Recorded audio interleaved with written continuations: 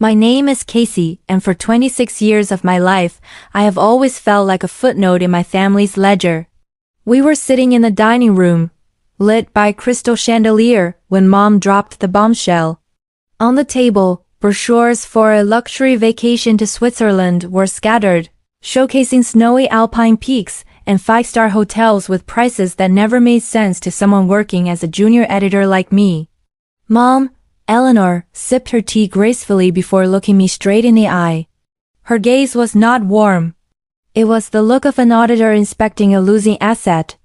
She said this family vacation would be very exclusive.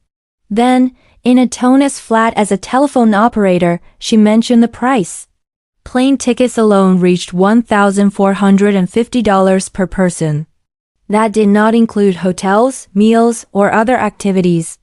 I paused for a moment, trying to calculate my savings balance in my head, but Mom gave me no time to think.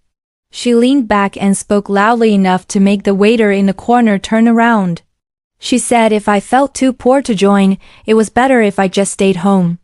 She emphasized that she did not want any burdens ruining the vacation mood just because one person kept complaining about food prices or cable car costs. Her words were not just information. They were a deliberate insult. Beside me, Julian, my younger brother, who was always the golden child, chuckled while continuing to play with his expensive phone. Dad remained silent, as if the floor pattern under the table was far more interesting than my pride being trampled on. A burning heat spread from my neck to my face. It was not just about the money, but about how I was always treated like a stranger at my own family's dinner table. I had always tried to be independent, never asking for financial help since graduating college, while Julian still frequently asked for extra allowance to buy limited edition running shoes. However, hearing Mom belittle me in front of everyone triggered something inside me. I refused to be left out. I wanted to prove that I could stand equal to them, even if I had to sweat twice as hard. That night, after that suffocating family meeting, I returned to my small apartment. I opened my laptop and looked at the harsh reality on my bank screen. The numbers displayed there were far from enough to pay for the plane ticket, lodging costs, and spending money for 2 weeks in Europe. I needed at least $10,000 to breathe easy. That was a huge amount for an editor just starting their career. However, resentment and the desire for recognition are often more powerful fuels than logic. I began to devise an exhausting strategy.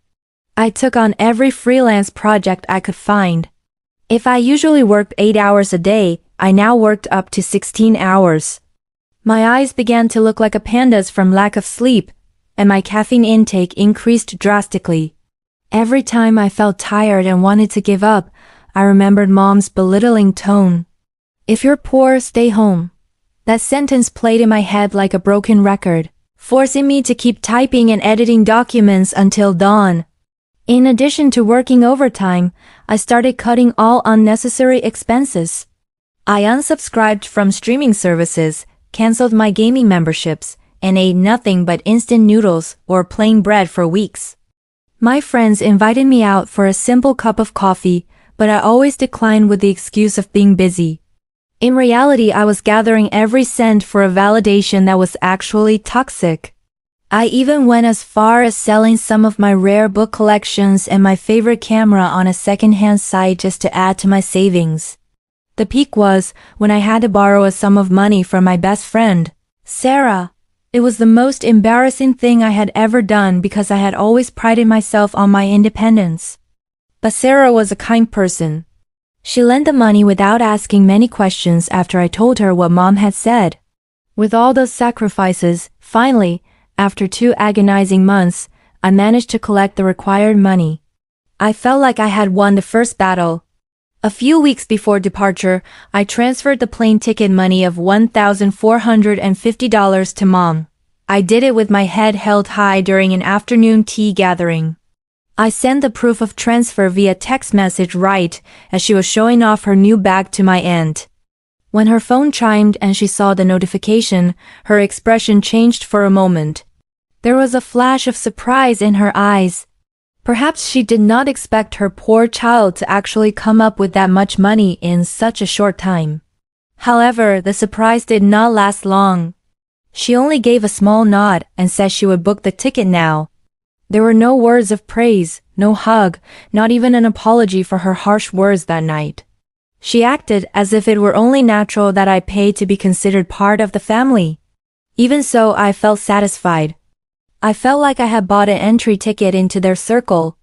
I did not know then that I was not actually buying a vacation ticket, but a ticket to a financial trap that had been meticulously designed by my own mother.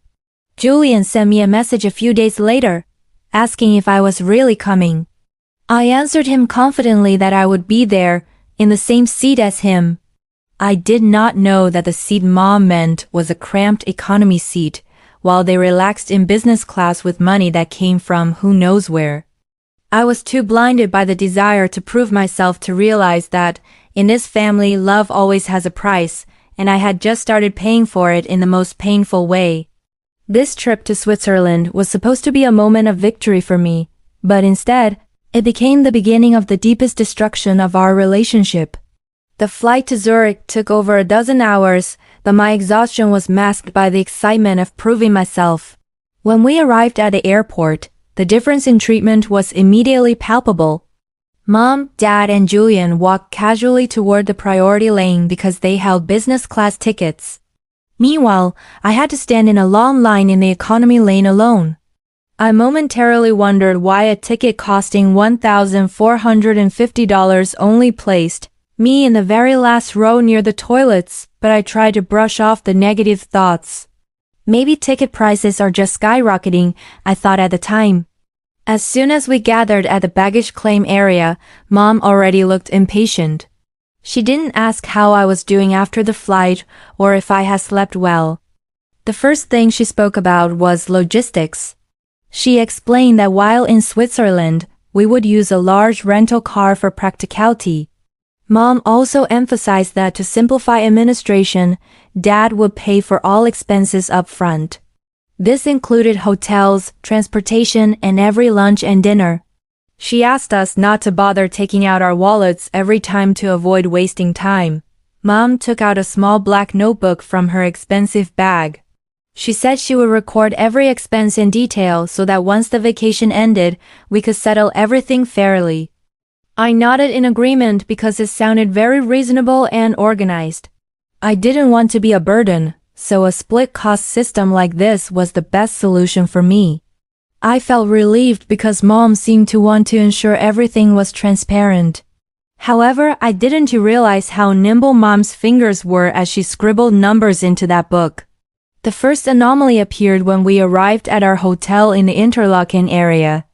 The hotel was magnificent, with a direct view of the Alps.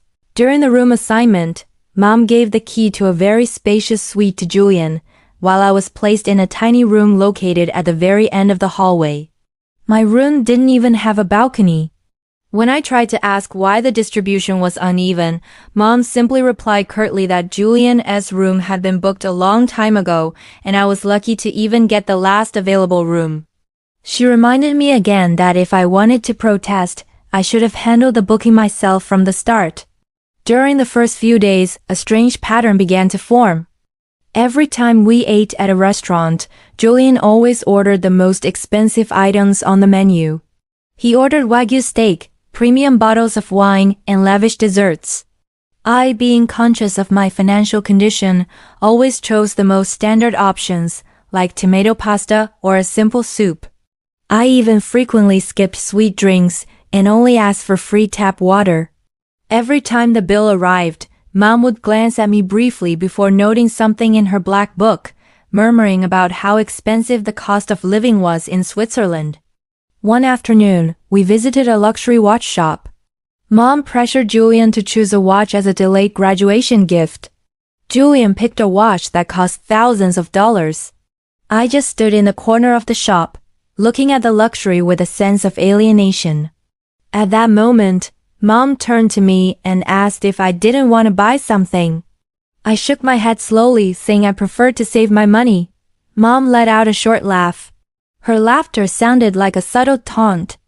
She said that people who are too stingy usually never enjoy life. I began to feel something was wrong when we hired a private tour guide to hike the mountain. Mom said the guy's fee would be split equally. In reality, throughout the journey, the guide only focused on helping Julian and Mom take aesthetic photos for their social media. I was often left behind, carrying my own backpack without any help. Whenever I tried to join their conversation, Mom would often cut me off or shift the topic back to something Julian liked. I was there physically, but emotionally, I was being intentionally sidelined. On the 5th day, I caught a glimpse of Mom's black notebook left on the lobby table while she went to the restroom. I felt a strong urge to open it, but Dad suddenly appeared and quickly snatched the book. Dad's expression looked tense, as if he had just caught me committing a major crime. He said nothing, simply tucked the book into his jacket pocket and walked away. Dad's silence was actually more terrifying to me than Mom's scolding. It seemed to signal that there was a secret being closely guarded by the two of them. That night, I tried to calculate my personal expenses on my phone. Based on my estimates, the total for my meals and sightseeing tickets over these 5 days shouldn't have been more than $800. I had been very frugal. However, every time I saw Mom noting something down after dinner, her pen strokes seemed very long. I tried to ask politely what the current balance of my expenses was, but Mom took offense instead. She accused me of not trusting my own parents and called me ungrateful for being brought on a vacation to such a beautiful place. That uneasy feeling continued to grow like a rolling snowball. I felt like an unwanted guest at my own family's banquet. I had worked so hard, sacrificing sleep and health just to be here. Yet, all I received was cold treatment and strengthening suspicion. I began to miss my small apartment and the honest silence there. In beautiful Switzerland, amidst the luxury Mom flaunted, I began to realize there was a much higher price being billed to me, and it wasn't just about cash. Entering the 2nd week in Switzerland, my mood grew increasingly unsettled. We had just moved into a luxury villa in a mountainous area where the nightly rate was surely astronomical. I spent most of my time silent and observing. There was something very strange about how Mom managed the finances of this trip. Every time we stopped at a chocolate boutique or a souvenir shop, Mom would encourage Julian to take whatever he wanted. Julian, without a hint of guilt, would pile his shopping basket with expensive items, while Mom simply smiled and noticed something down in her little black book. I decided to conduct a small experiment. That afternoon, when we stopped at a cafe by the lake, I intentionally ordered only a glass of mineral water and a small piece of bread. I wanted to see if Mom would still take just as long to record my expense as she did for Julian's luxury steak order. Sure enough, after the waiter placed the bill on the table, I watched Mom's hand move briskly as she wrote in the book for almost an entire minute. Logically, recording the price of a single glass of water shouldn't take that long. My suspicion now sharpened into intense vigilance. That night, the opportunity I had been waiting for finally arrived. Mom and Dad went to the hotel bar for evening drinks, while Julian was already unconscious in his room after a day of partying. I slipped into the villa's living area. There, on an antique wooden desk, I saw that black notebook lying right beside Mom's handbag. My heart hammered against my chest. I knew this was a violation of privacy, but my instinct told me this was the only way to find out what was actually happening. I opened the first page and immediately felt nauseous. There was my name, Casey, at the top of a column. Beneath my name was a string of numbers that made no sense at all. Mom wasn't just recording what I ate. She was splitting the entire rental cost of the luxury car we used into 2 parts. One for her and Dad, and the other charged entirely to me. Julian? His name wasn't in the transportation cost column at all. It was as if my brother were merely an honorary guest who didn't have to pay a single cent to travel from one city to another. Even worse, I found notes regarding the plane tickets. I saw the $1,450 I had paid up front. However, next to that figure, there was a small note that read Upgrade Supplement. It turned out the money I had painstakingly saved from working overtime was used by Mom to pay the difference for business class seats for her and Dad. Meanwhile, I, the person who actually provided the cash, was left sitting in economy without a penny of my money left. My hands trembled as I turned to the next page. In the lodging section, the deception grew even bolder. The luxury suite Julian occupied was charged to my bill under the pretext of family comfort costs. Mom noted that, because I was the child with a job, I had a greater responsibility to subsidize my brother who was still learning. In reality, Julian was 22 years old and perfectly capable of being responsible for himself. I felt like I was looking at a premeditated fraud scheme run by my own parents. They hadn't invited me on vacation. They had invited me to be there at TM. I heard footsteps from the hallway and quickly closed the book. I returned to my room feeling shattered.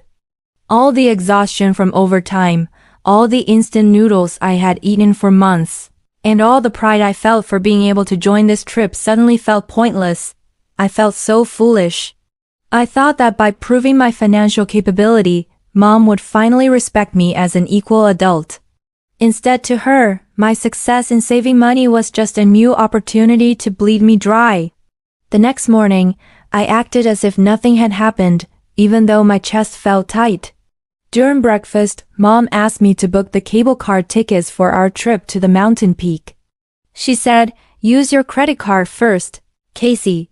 I'll add it to the final expense log later so everything stays tidy." This time I looked at her through a different lens. I saw a woman who was a master at manipulating her child's emotions for material gain. I refused her request, claiming my credit limit was full. Mom's face instantly soured, and she began to taunt me about how useless I was on this trip. I spent the rest of the day in silence.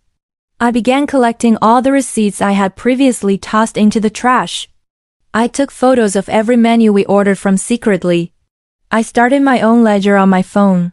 If Mom wanted to play with numbers, I would give her the most accurate figures when we returned. I realized this battle was no longer about gaining love, but about preserving the scraps of self-respect I had left.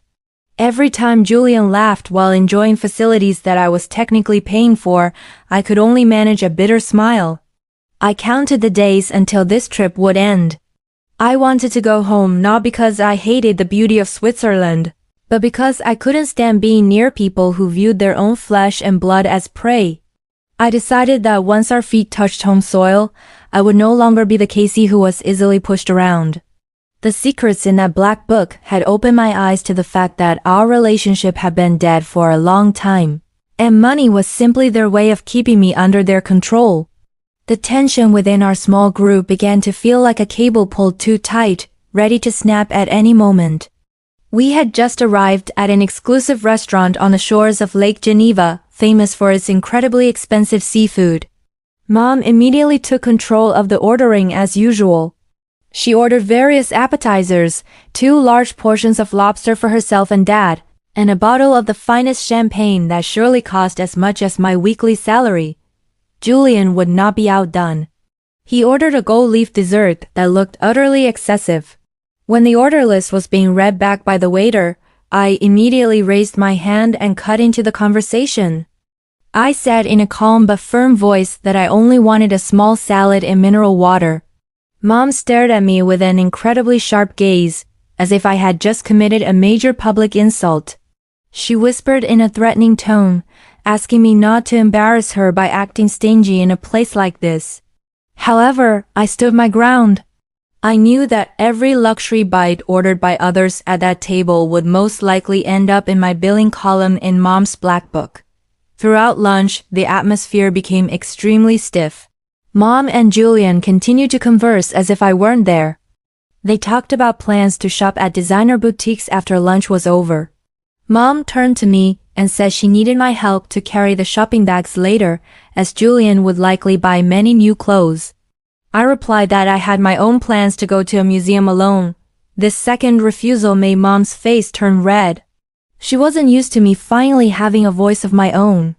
After lunch, when the bill arrived, Dad took out his card to pay. Mom immediately opened her little black book and began writing with a serious expression. I watched her from across the table. She wrote for quite a long time, and I could see her including the cost of the champagne and lobster into the notes apparently intended for me. Right then, I took out my phone and started typing in a notes app. I wrote down in detail what I ate, how much it cost according to the menu, and what the tax should be for my portion. Mom noticed what I was doing. She asked, in a cynical tone, if I was trying to be an accountant now. I fired back with a thin smile and said I just wanted to make sure my records were as accurate as hers, so there wouldn't be any misunderstandings when we got home. Hearing that, Mom snorted and called me an incredibly calculating child who didn't know how to enjoy life. She kept emphasizing that a family vacation shouldn't be about counting money, even though she was the first person who threatened to leave me behind if I didn't have any. The next incident occurred at a luxury bag store. Mom picked up a beautiful leather tote bag and asked for my opinion. However, before I could answer, she shoved the bag into my hands and asked me to take it to the cashier. She said her credit card limit was almost reached that day because she had paid for the hotel, and she asked me to cover the purchase of the bag first. She promised to deduct the value from my total travel debt later. It was a very transparent trick. She wanted me to pay for her luxury item using the remainder of my personal money. I looked at the bag, then at Mom. I slowly handed it back to her. I explained that my money was exhausted from paying the $1,450 plane ticket at the start and for the rest of my living expenses here. I did not have extra funds to buy luxury items for others. Julian, who was standing near us, sneered that I was a lousy sister who didn't want to help my own mother. I just looked at Julian and reminded him that he was a healthy adult and it should be him helping Mom if he had money, rather than constantly asking to be bought new things. That small argument made Mom decide to return to the hotel immediately. Inside the car on the way back, the atmosphere was dead silent. No music, no laughter. I could feel Mom's anger boiling over. She felt she was losing control over me. For years, I had always been the person who said yes to her every request simply because I wanted to be liked. Now, after I started setting boundaries, I was considered the enemy of the family. Yet, strangely, I felt stronger than ever. My fear of being disliked began to vanish, replaced by respect for myself. That night at the hotel, I saw Dad sitting alone on the balcony. I tried to approach him and ask why he let Mom carry out all this manipulation. Dad just sighed deeply and said it was Mom's way of ensuring the family stayed balanced. He said I was the child most capable of hard work, so it was natural for me to contribute more to help Julian, who was still unstable. I was stunned to hear that logic. So, my ability to be independent was actually used as an excuse to exploit me for the benefit of my lazy brother. Dad's statement was the final nail in the coffin of my trust in them. I realized that no one in this family was on my side. They were all part of a system designed to use me. I went back to my room and started packing my things. The vacation still had a few days left, but mentally, I had long since departed. I kept monitoring the notes on my phone, ensuring every cent they tried to charge me had strong counter-evidence. I was ready for the final confrontation when we landed later.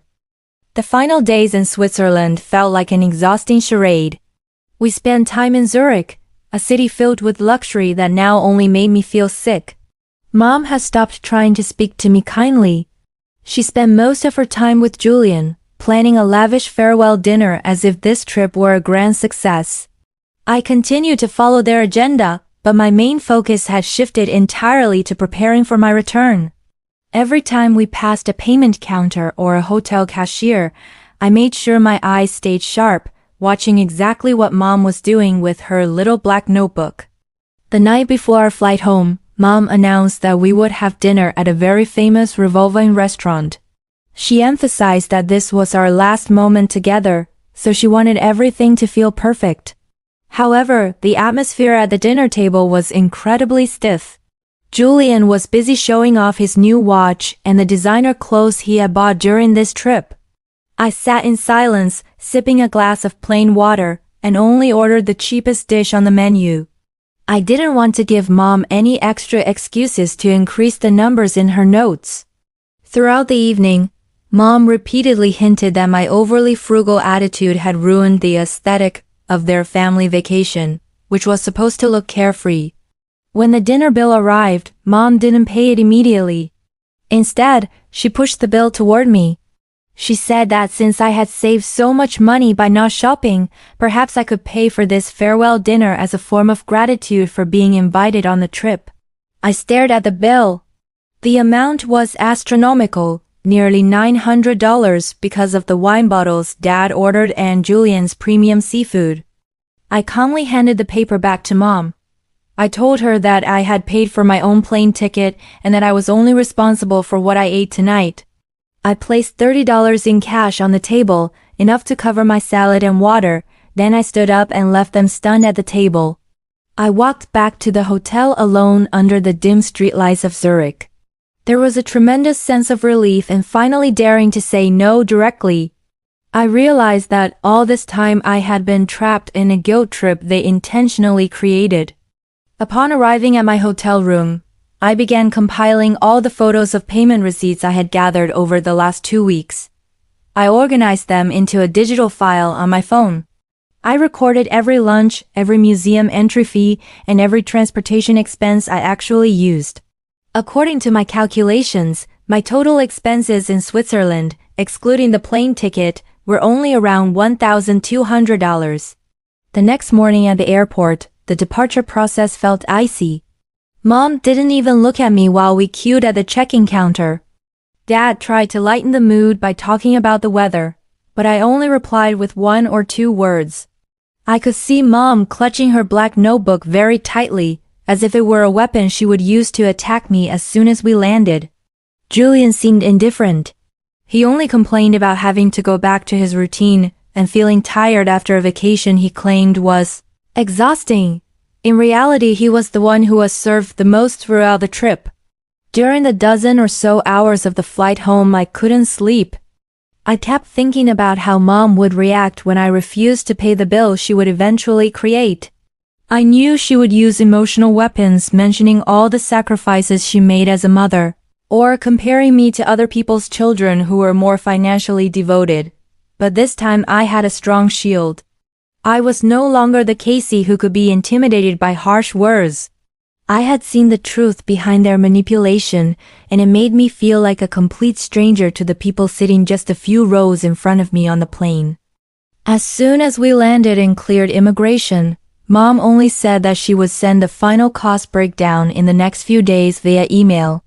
She said she needed time to add everything up so that not a single cent was missed. I just nodded slowly, took my suitcase, and immediately booked an online taxi to my own apartment without offering to give them a ride. I needed space to breathe. I needed to get away from their toxic influence before the big confrontation happened. 3 days after our return, my phone vibrated. An email arrived with a very formal subject: Switzerland vacation cost breakdown. I took a deep breath before opening it.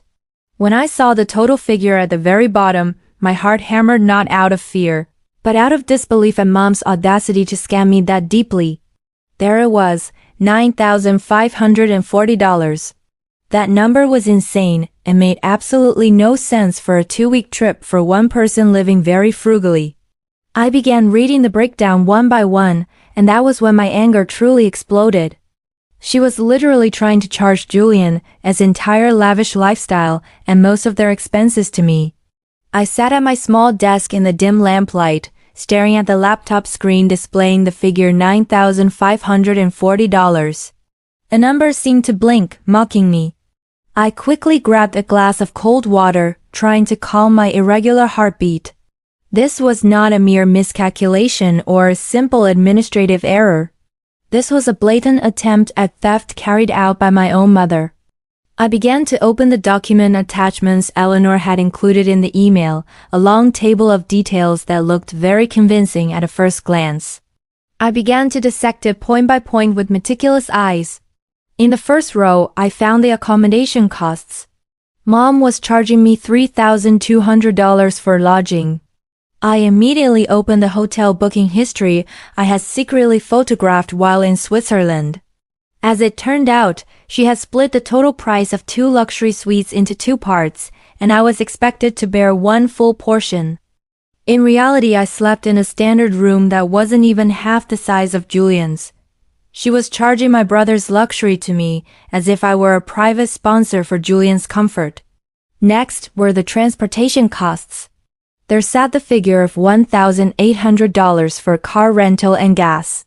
I knew for a fact that the car was rented in Dad's name and used only to drive us around because they were too lazy to walk. Mom included parking fees, traffic fines Dad received for parking illegally, and even car wash costs in my bill. Meanwhile, in Julian's expense column, his transportation figure was 0. Mom truly believed that Julian's presence there was a privilege that should be paid for by his sister's hard work. The part that made my blood boil the most was the consumption breakdown. There was a charge of $2,400 for food and drink. Included in that, Mom had tucked in the expensive bottles of wine they enjoyed at the hotel bar while I was asleep. She even included the cost of the farewell dinner at the Revolven restaurant that I had already refused to pay for. Every Wagyu steak Julian ate and every premium seafood dish Mom ordered was recorded there under the description of group dining costs. Mom used a very twisted logic. Because I was part of the table, I had to pay the largest share of the total bill, regardless of the fact that I only ate salad and mineral water. I moved to the additional fees section, which reached $2,140. This was where Eleanor's manipulation reached its peak. She charged the travel insurance for the entire family to my bill. She also included the private tour guide fees that actually only served the 3 of them. I even found an admin service fee of $500. When I read it, I almost laughed out of pure disbelief. Mom was charging me $500 just because she went to the trouble of recording all these expenses in her little black book. She was charging a fee for the fraud she was committing herself. I leaned back in my chair, feeling mentally exhausted. I realized that the $1,450 I paid upfront for the plane ticket was just bait. Mom intentionally gave a high ticket price to see how far I could be squeezed. When she saw I was able to pay that ticket money quickly, she concluded that I had a lot of savings. To her, my independence wasn't something to be proud of. It was a resource to be drained dry until I was emotionally dependent on her again. One more thing that deeply disappointed me was Dad's involvement. At the bottom of the document, there was Dad's digital signature as a witness that these details were correct. The man I had always seen as a wise mediator turned out to be nothing more than an accomplice to Mom's greed. He allowed his wife to rob his own child just to maintain peace in their home. I felt incredibly lonely that night. I realized that in their eyes, I was no longer a child or even a human being. I was just a number in a ledger meant to cover all their losses and lavish lifestyle. I began to compile my counter document.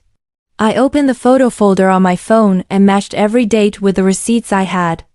I created a comparison table that showed a sharp contrast between what Mom billed and what I actually consumed.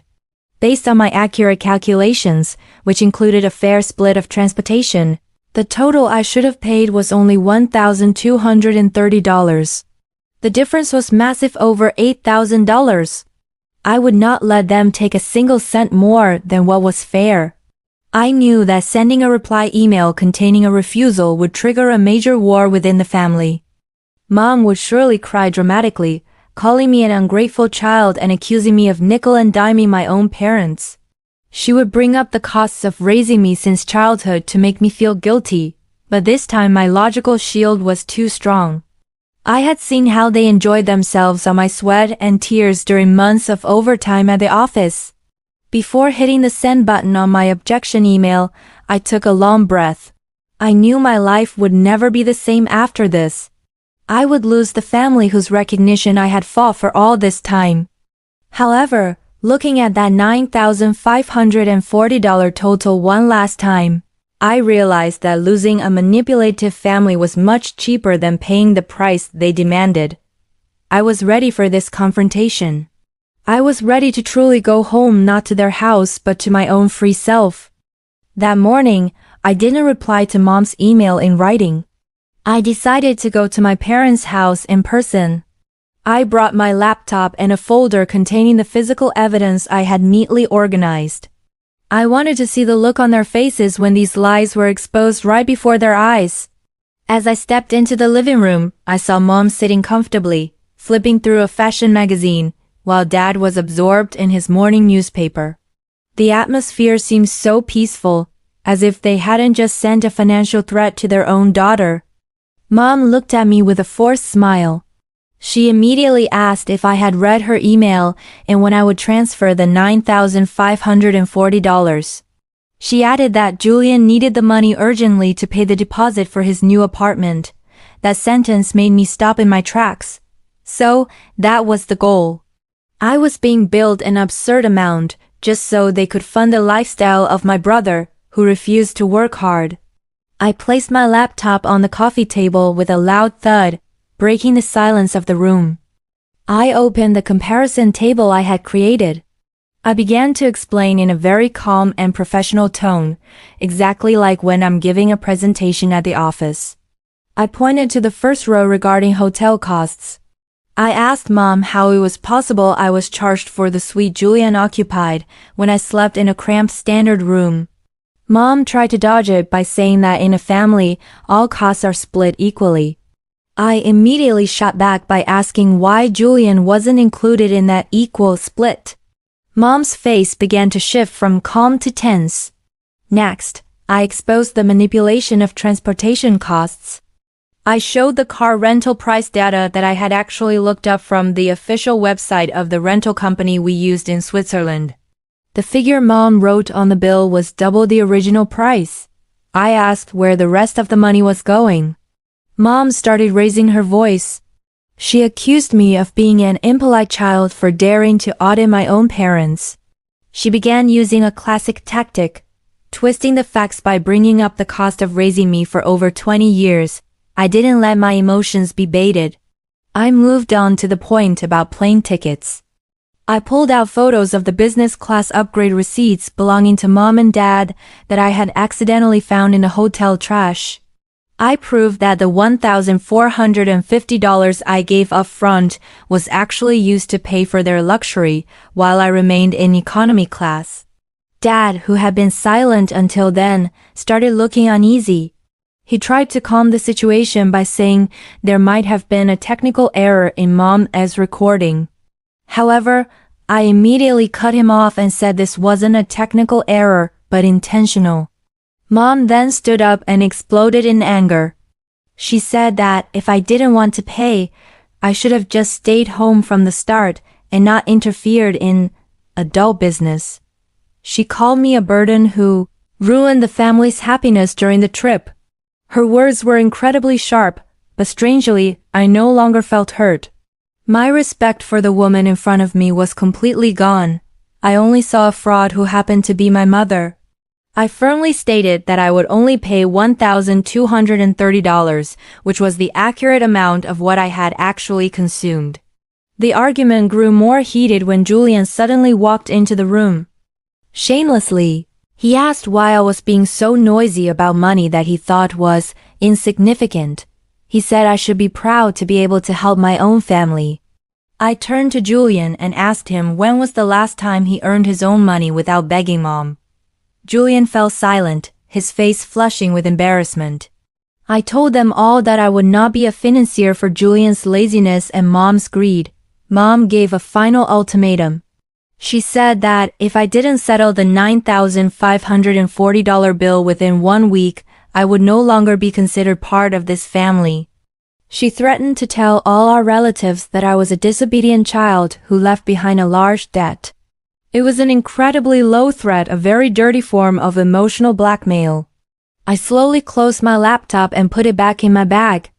I looked at Mom and Dad one by one for the last time. I answered the ultimatum very calmly. I told them that if the price of being part of this family was allowing myself to be robbed and manipulated, then the price was too high. I would rather lose my status as a daughter than lose my integrity and self-respect. I placed an envelope containing $1,230 in cash on the table. I stated firmly that this was my final payment and I considered all financial matters between us closed. As I walked toward the exit, Mom screamed my name in total rage.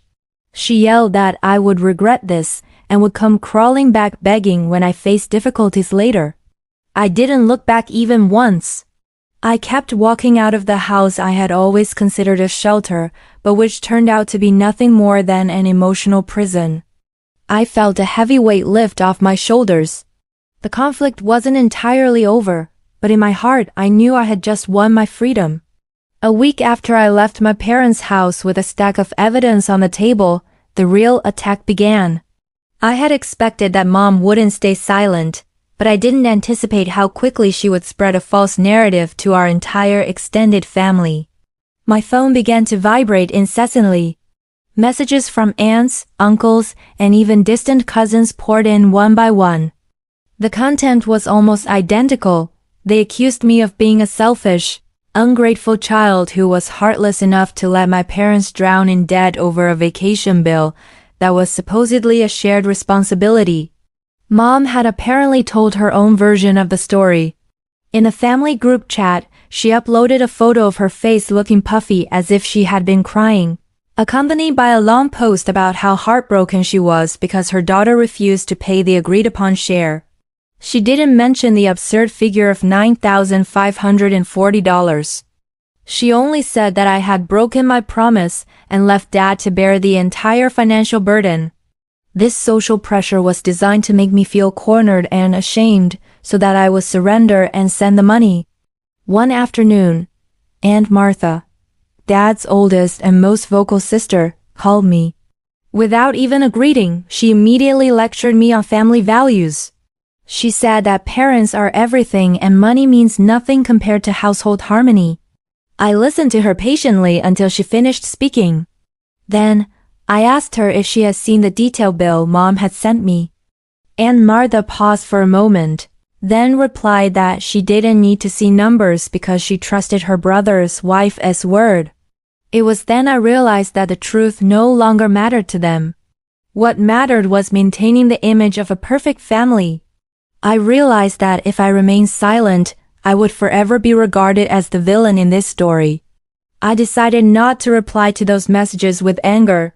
Instead, I prepared a digital document containing all the photo evidence of receipts, hotel price comparisons, and the records of business class upgrades Mom had made using my money.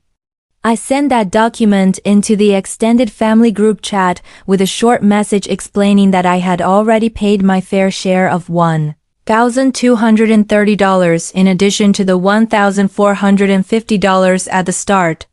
I challenged anyone to check those numbers and explain why I should fund Julian's lavish lifestyle. The silence that followed that message was palpable.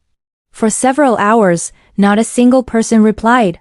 Those who were previously so eager to judge me suddenly lost their words when faced with black and white evidence. I could imagine Mom panicking at home, trying to find a new excuse to cover her unraveling lies. However, the damage was done. Several of my cousins started sending private messages separately, saying they didn't realize Mom could act that way and apologizing for judging me without knowing the facts. Yet, Eleanor remained Eleanor. Instead of feeling ashamed for being caught lying, she doubled down on her attack. She called my office and tried to speak with my boss. She pretended to be a worried mother, claiming I had serious financial problems that might interfere with my performance. Fortunately, my boss is a very professional person who knows my work integrity well. He immediately called me into his office and told me about the incident. Instead of making me lose my job, Mom's actions only made me more certain that I had to completely cut ties with a woman who tried to destroy my career just for money. The impact of this family pressure also began to affect my health. I had trouble sleeping and often felt nauseous every time I saw a notification on my phone. However, in the midst of all that chaos, I found new strength. I began to filter out who truly cared about me and who just wanted to interfere in a drama. I deleted many contacts and blocked numbers that only brought negative energy. I realized that family is not just about blood relations but about mutual respect and honesty. Julian showed up at my apartment one night. He didn't come to apologize, but rather to complain that Mom kept nagging at home because his new apartment plans were stalled since I hadn't paid that bill. He asked me to just give in so the atmosphere at home would calm down. I looked at my brother with deep pity. He was an adult, but his mentality was still like a child who felt the world owed him.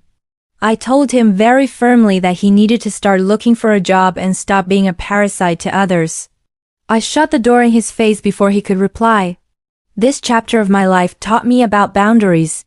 I learned that sometimes we have to be the bad person in other people as perceptions so that we can survive manipulation. That $9,540 bill was no longer about money. It was a symbol of liberation. Every harsh message I received from Mom only strengthened my resolve to stand firm. I will never pay a single cent for a love that is conditional and full of lies. At the end of that stressful week, I changed my phone number. I only gave the new number to a few trusted friends and those who truly stood by me during this conflict. I decided to take a few days off and go to a quiet place where no one could reach me. I needed space to plan my new future, a future where I am no longer a financial safety net for people who do not respect me. This war may have ruined many relationships, but it saved my own life from a much greater financial and mental collapse. After changing my phone number and restricting communication with the extended family, I began to feel a sense of peace that had long been foreign to me. I spent my time reorganizing my personal financial records, which had been in disarray due to the ambitions of the Swiss vacation. However, that tranquility did not last long. An unexpected package arrived at my apartment. It was sent by my eldest aunt Sarah, who lived in another city. Inside was a box containing old documents belonging to my late grandmother, which Sarah had recently cleared out from her attic. At first, I thought it was just ordinary family photos or unimportant old letters. However, as I sorted through the pile of papers, I found a folder containing details of a trust fund created by my grandmother 10 years ago. My eyes widened as I read the contents. It turned out that my grandmother had prepared education and emergency funds for each of her grandchildren, including me and Julian. It was clearly written that each grandchild was entitled to $50,000 upon reaching the age of 21. I immediately remembered the difficult times when I had to work part-time at the university just to pay my tuition. Mom always said that our family was experiencing financial difficulties and there were no savings for my education. I had to borrow money and pay it back in installments for years. Meanwhile, Julian always seemed to have money for his expensive hobbies. The suspicion that had already taken root within me now branched out even further. I realized something was very wrong here. Based on the document, the trust fund was managed by Mom as the trustee until the grandchildren came of age. I immediately contacted the bank listed in the documents. Since I was an adult and possessed valid identification, they agreed to provide the transaction history for the trust account in my name. After waiting a few days, the bank audit results arrived in my email. The reality revealed was much worse than the $9,540 bill Mom had sent last month. My trust account had been completely drained starting 5 years ago. There were massive withdrawals made exactly when I was struggling to pay for my final semester of college. Mom took the money bit by bit, labeling them as administrative fees and urgent necessities. However, the most shocking was a single withdrawal of $30,000 made just a few months before the Swiss vacation plans began. That money, it turned out, was used to pay off Julian's credit card debt and fund his lavish lifestyle so he would continue to look successful in front of other relatives. I sat on the floor with a feeling of overwhelming nausea. Mom hadn't just tried to rob me through a fake bill after the vacation. She had been stealing my future for years. The $1,450 I paid for the plane ticket and the overtime work I did until I was sick felt like an incredibly cruel joke. All the narratives about family must help each other, that she frequently preached were actually just tools to cover the tracks of the theft she committed against her own biological child. Now I understood why Mom was so angry when I refused to pay that $9,540 bill. She was panicking because she needed fresh cash to cover the deficit in the trust account that might be questioned by other family members if there were an audit. She made me a scapegoat, so her mistakes would never be detected. She wanted me to pay for her travel costs so she could replace some of the money she had used illegally. I felt a fire burning in my chest. This was no longer about a dinner table debate or rude phone messages. This was a criminal act. I immediately contacted a lawyer through a connection from a coworker. I showed all the evidence, from my grandmother's trust documents to the bank statements showing the withdrawals by Mom. My lawyer said this was a very clear case of trust fund embezzlement. He suggested that I immediately send a formal legal notice before pursuing heavier legal action. I hesitated for a moment. If I sued Mom, this family would be completely destroyed publicly. But then, I remembered Mom's face when she called me poor at the dinner table and how she tried to destroy my reputation at the office. She never thought about my future when she drained my tuition money. She never felt pity when I ate instant noodles every night just to save for a plane ticket that she actually used for her own comfort. I decided not to be a silent victim any longer. I asked my lawyer to draft a demand letter for a full refund, plus interest and the losses I had suffered over the years. I would not ask for a single cent more than what was my right, but I would also not let go of a single cent that had been stolen from me. The big secret that Mom had hidden behind her graceful smile was now wide open. That night, I sent one final message to the extended family group chat that was previously full of insults toward me. I did not send harsh words. I simply sent photos of grandmother's trust documents and the bank statements proving that my personal funds had been drained by Mom. I wrote only one sentence.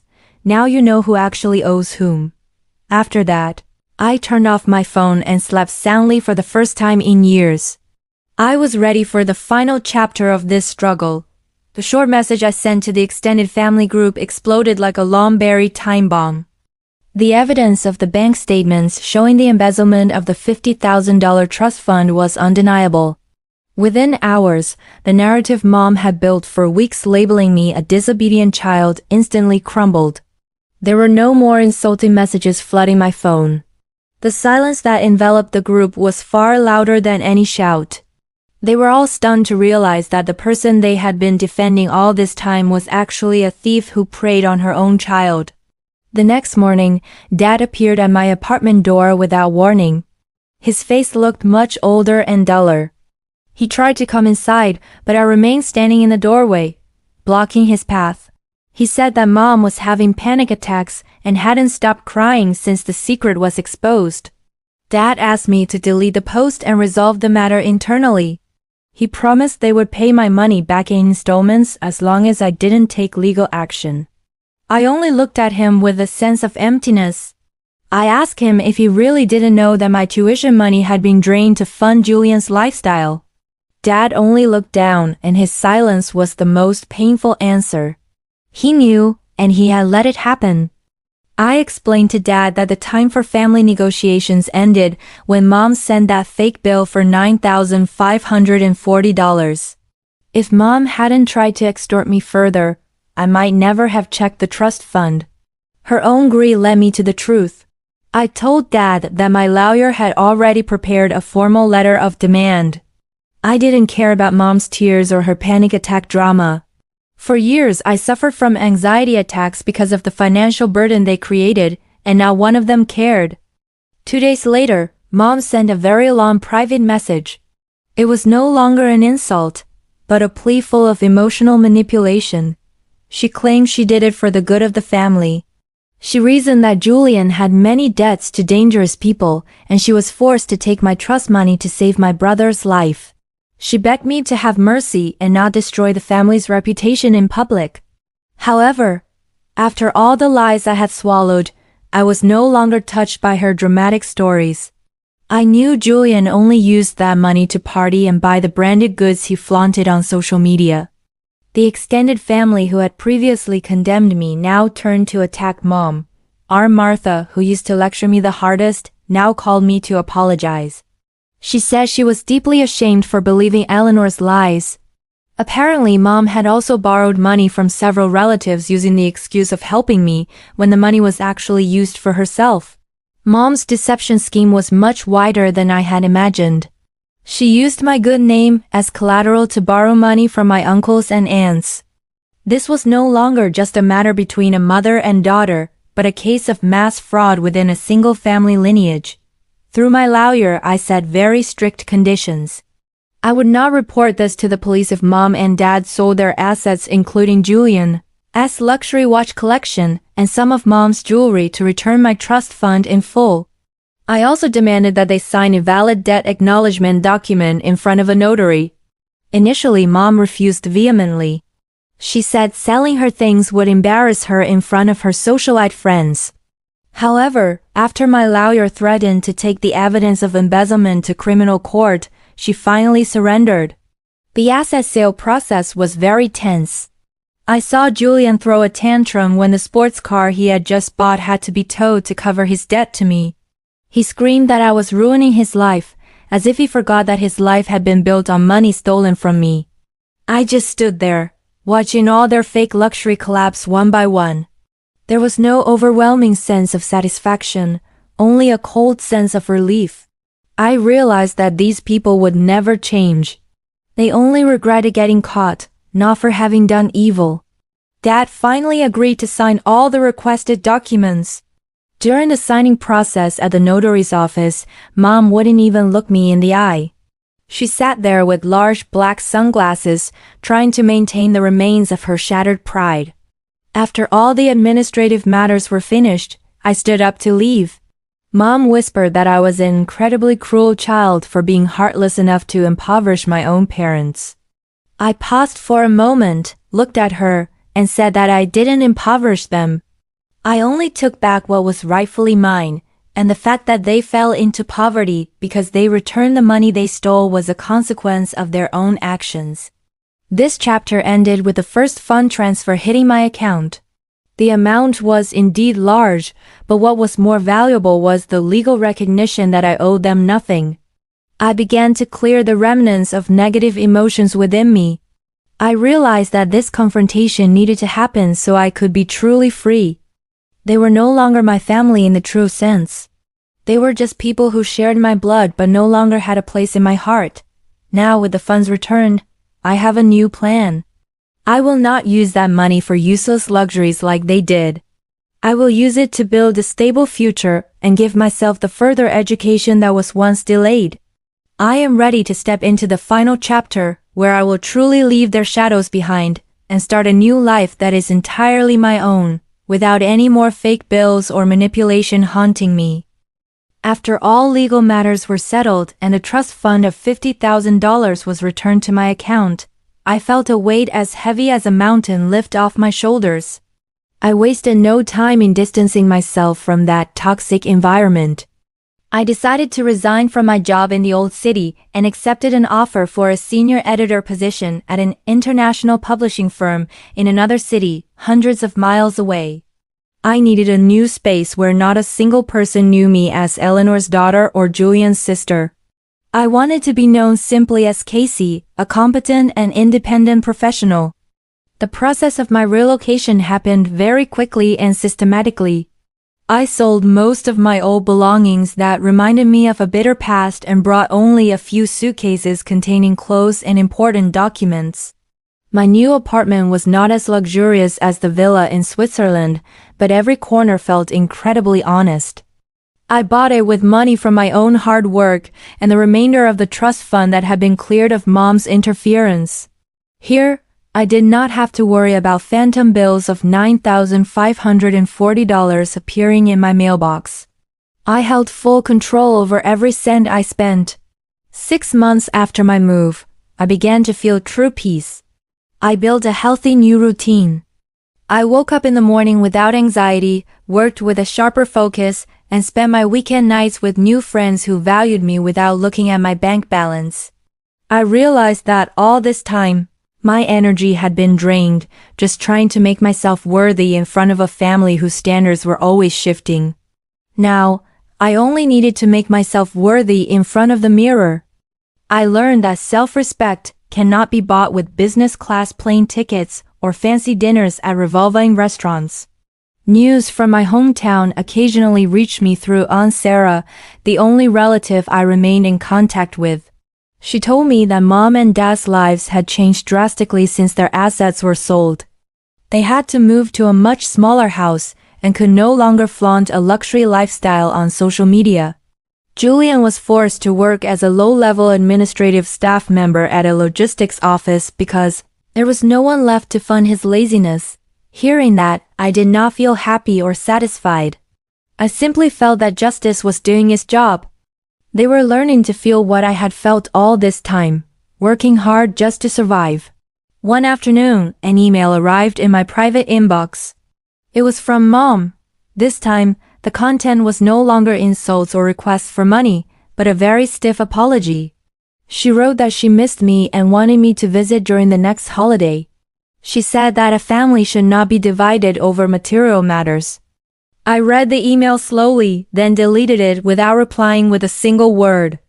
I had already forgiven them in my heart for the sake of my own tranquility, but forgiving does not mean granting them access to hurt me again. I had closed that door tightly. I realized that my courage to fight their financial manipulation was the best investment I had ever made. If I had remained silent and paid that $9,540 bill, I might still be trapped in a cycle of extortion that would never end. I might have continued working overtime just to cover Julian's lifestyle until I was old. By taking a firm stand, I did not just save my money. I saved my future. I proved that sincere affection will never include a bill at the end of the journey. Now, I often sit on the balcony of my new apartment while sipping coffee, gazing at the vast city skyline. I remember the old Casey, who was willing to eat instant noodles every night just for her parents' recognition. I want to hug my past self and tell her that everything will be okay. The trip to Switzerland, which I initially thought was a disaster, turned out to be a blessing in disguise. Without that trip, I would never have known about the embezzlement of my trust fund. Without the poor insult from Mom, I would never have had the strength to truly leave. I have started becoming active again in creative communities and providing mentorship for the juniors at my office. I often share stories about the importance of financial independence and the courage to set boundaries, even against one's own family. I want others to know that blood is indeed thicker than water, but poison is still poison, no matter who gives it to you. We have the full right to break the chain of manipulation to maintain our mental health and personal integrity. My life now is very far from the drama of Mom's little black notebook. I have created my own notebook, whose contents are not about debts and receivables, but about the achievements and happiness that I built with my own hands. I no longer feel the need to prove anything to anyone. I am enough for myself. And for someone like Casey, that is a wealth far greater than the numbers that were once debated at that dinner table.